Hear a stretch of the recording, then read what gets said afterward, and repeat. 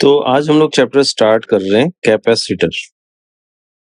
Capacitor electronic circuits में और कई जगह इलेक्ट्रिकल सर्किट में भी बहुत ही कॉमन एलिमेंट है और ये आपको मार्केट में कंडेंसर के नाम से भी फेमस होता है। आप इसे मेरे ख्याल रिकॉल कर सकते हैं। इससे थोड़ा बड़ा कैपेसिटर होता है, सिलिंड्रिकल कैपेसिटर शेप में सिलिंड्रिकल होता है। हमारे फैन में ये यूज होता है। फैन की स्पीड कभी कम हो जाए और स्पीड से ना चले तो इलेक्ट्रीशियंस मोस्टली रेकमेंड करते हैं कि कंडेंसर चेंज कर दें या कैपेसिटर चेंज कर दें। बहुत brief idea in short capacitor के बारे में आपको देना चाहूं मैं। कैपेसिटर को आप इस तरीके से समझ सकते हो कि ये एक ऐसा एलिमेंट है इलेक्ट्रिकल और इलेक्ट्रॉनिक सर्किट में जो एनर्जी को स्टोर करता है। इसमें इलेक्ट्रिकल एनर्जी स्टोर्ड होती है और इसकी खूबी ये होगी कि ये सडनली डिस्चार्ज होता है। हालांकि थ्योरेटिकली आपको आगे बताऊंगा मैं, इनफाइनाइट टाइम लगता है डिस्चार्ज होने में, बट प्रैक्टिकली ये बहुत तेजी से डिस्चार्ज होता है। ये तेजी से डिस्चार्ज होने को आप कंपेयर कर सकते हैं सेल या बैटरी से।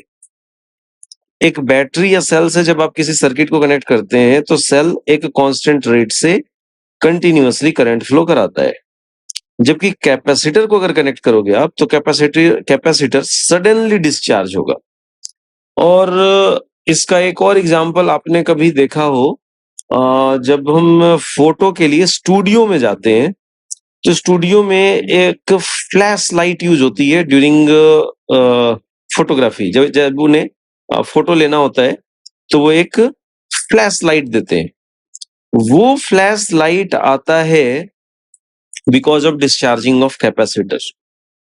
मतलब कैपेसिटर के पास एनर्जी स्टोर्ड है और वो एकदम से जब डिस्चार्ज होगा तो सारी की सारी एनर्जी फ्लो करती है, जिससे कि तेजी से हमें ढेर सारा लाइट मिलता है for very short span of time. तो इस तरीके का कुछ ये एलिमेंट है। कैपेसिटर का यूज एसी सर्किट्स में ज्यादा यूज होता है, अल्टरनेटिंग करंट में। डीसी में भी यूज होता है बट डीसी में कम यूज होता है हमारे डेली लाइफ में। और इलेक्ट्रिकल सर्किट से ज्यादा ये इलेक्ट्रॉनिक सर्किट में यूज होता है। इलेक्ट्रॉनिक सर्किट का मतलब आप समझ सकते हैं, मोबाइल हो गया, और इलेक्ट्रॉनिक सर्किट में आपका कंप्यूटर हो गया, लैपटॉप हो गया, इस तरीके के डिवाइसेस में ये ज्यादा यूज होता है। तो आगे बढ़ते हैं हम, ये कैपेसिटर है क्या चीज। तो बेसिकली कैपेसिटर एक दो कंडक्टर्स का अरेंजमेंट है। आप यहां पे देख सकते हैं, इस तरीके से कोई दो कंडक्टर होंगे और ये दो कंडक्टर आइडेंटिकल भी हो सकते हैं या नॉन आइडेंटिकल भी हो सकते हैं। दोनों पे चार्ज इक्वल इक्वल होता है कैपेसिटर में। चार्ज, जो दो कंडक्टर एक साथ रखे जाएंगे इन पे चार्ज इक्वल इक्वल होगा और नेचर अपोजिट होगा, एक पॉजिटिव तो दूसरा नेगेटिव होगा। और इस अरेंजमेंट की खूबी क्या है कि ये सफिशियंट एनर्जी स्टोर कर पाता है। ठीक है, तो एक बार डेफिनेशन भी लिख लेते हैं हम लोग कि it is pair of two conductors, pair of two conductors. और ये कंडक्टर जो है वो आइडेंटिकल भी हो सकते हैं या नॉन आइडेंटिकल भी हो सकते हैं, charged with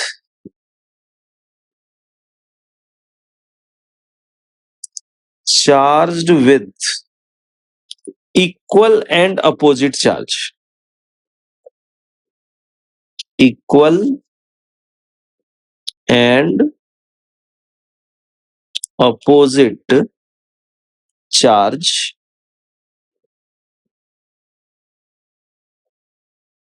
in which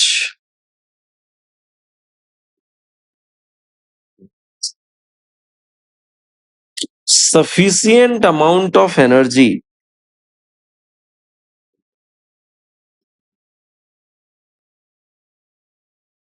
sufficient amount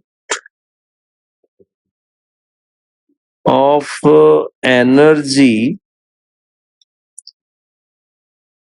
and charge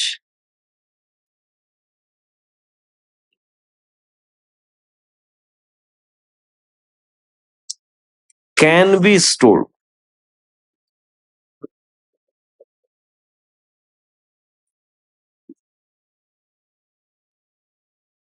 देखिए, कैपेसिटर में हमारा जो मेन गोल होता है, वो होता है एनर्जी को स्टोर करना। एनर्जी स्टोर कहाँ होता है? कैपेसिटर के जो 2 प्लेट्स, ये प्लेट्स कहलाते हैं। ये ना चाहे कैसा भी शेप हो, जैसे ये इरेगुलर शेप है, फिर भी ये दोनों प्लेट्स कहलाते हैं। तो ये 2 प्लेट्स के बीच में इलेक्ट्रिकल फील्ड के फॉर्म में एनर्जी स्टोर होती है कैपेसिटर में। और जो एनर्जी स्टोर होती है, इसके साथ यहाँ पे आप देखें तो कई जगह चार्ज वर्ड भी यूज़ होता है। बट बेसिकली आप देखें तो टोटल चार्ज तो कैपेसिटर पे हमेशा ही 0 होगा।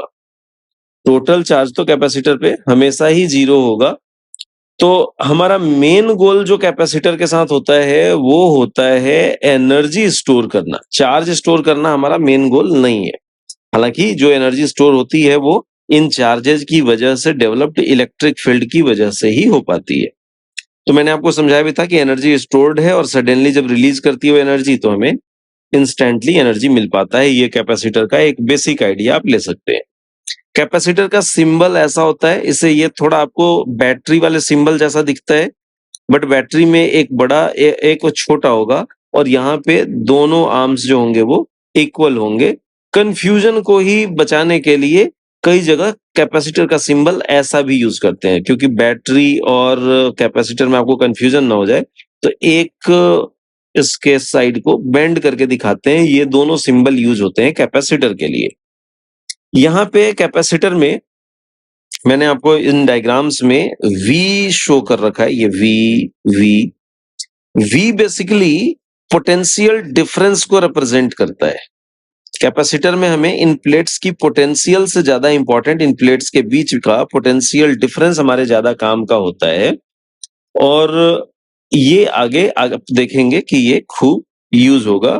तो मैं यहाँ पे एक बार फिर भी शॉर्ट में लिख देता हूँ कि यहाँ पे जो हम वी रिप्रेजेंट कर रहे हैं, this V is for potential difference. इन प्लेट्स के बीच के पोटेंशियल डिफरेंस को रिप्रेजेंट करता है।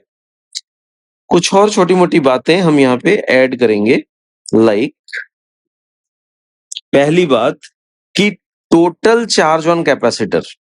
टोटल चार्ज ऑन कैपेसिटर अगर आप देखेंगे तो Q और माइनस Q यानी कि 0 होगा, तो हम कह सकते हैं कि total charge on capacitor equal to 0।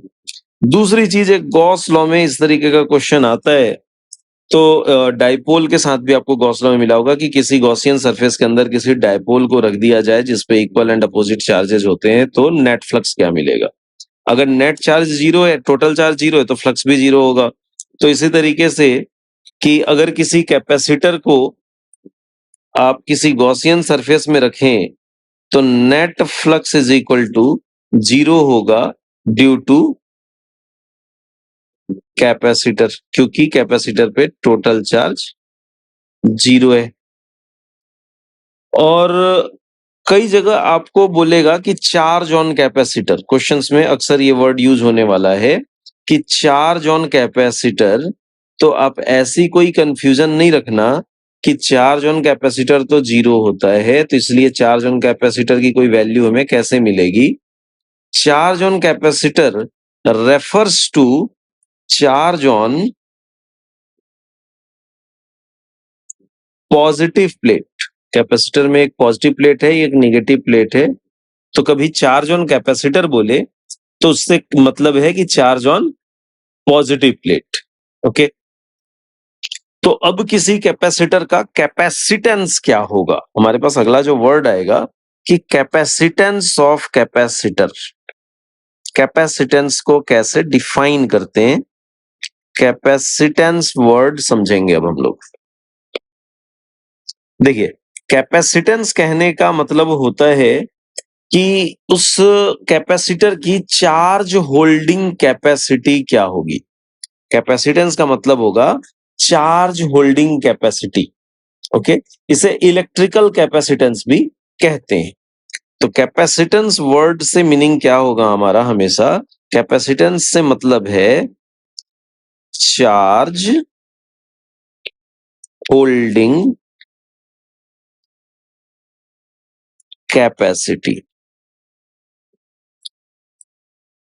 Charge holding capacity.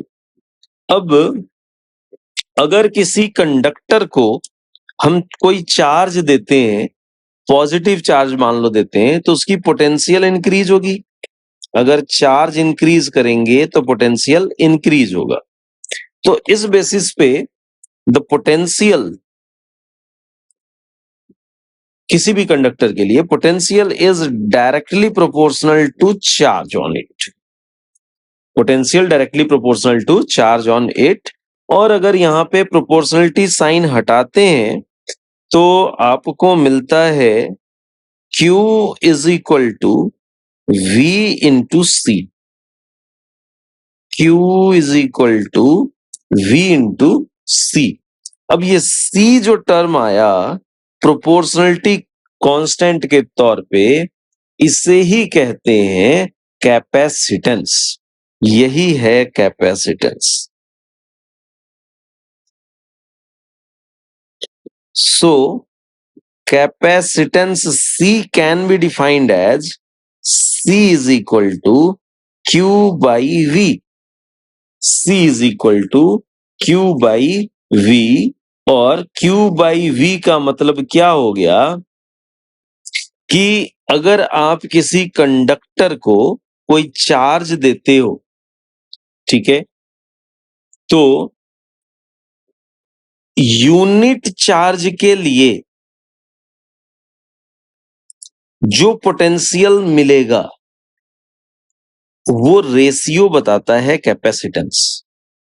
ठीक है, मतलब किसी गिवन चार्ज के लिए, जो पोटेंशियल डिफरेंस की वैल्यू हो वो यूनिट हो जाए, या charge per unit potential difference को हम क्या कहते हैं? कैपेसिटेंस कहते हैं। यहाँ पे अगर आप ग्राफ ड्रॉ करेंगे Q और V के बीच में, अगर एक ग्राफ ड्रॉ करते हैं हम, graph between Q and V, तो ये ग्राफ कैसा आएगा? ये ग्राफ आएगा स्ट्रेट लाइन। और इस ग्राफ का स्लोप अगर आप कैलकुलेट करेंगे, ये एंगल मान लो थीटा है, तो स्लोप ऑफ ग्राफ, स्लोप की वैल्यू आपको पता होगी, tan थीटा से मिलती है हमें। Slope equal to tan theta equal to capacitance. QB graph का स्लोप जो है वो हमें कैपेसिटेंस बताता है। ठीक है, इसके अलावा कैपेसिटेंस के बारे में थोड़ी सी और बातें कर लें हम लोग। तो ये जो कैपेसिटेंस है ये एक स्केलर क्वांटिटी होगा। इसके यूनिट की बात करें अगर हम, तो कैपेसिटेंस की यूनिट होगी Q बाई V है, मतलब कूलम्ब पर वोल्ट, या फिर इसे फैराड भी कहते हैं। कूलम्ब पर वोल्ट या फैराड। अगर डायमेंशन की बात करें हम, तो डायमेंशन के लिए जो डायमेंशन मिलता है हमें कैपेसिटेंस का, its dimension will be m minus 1 l minus 2 a2 t4.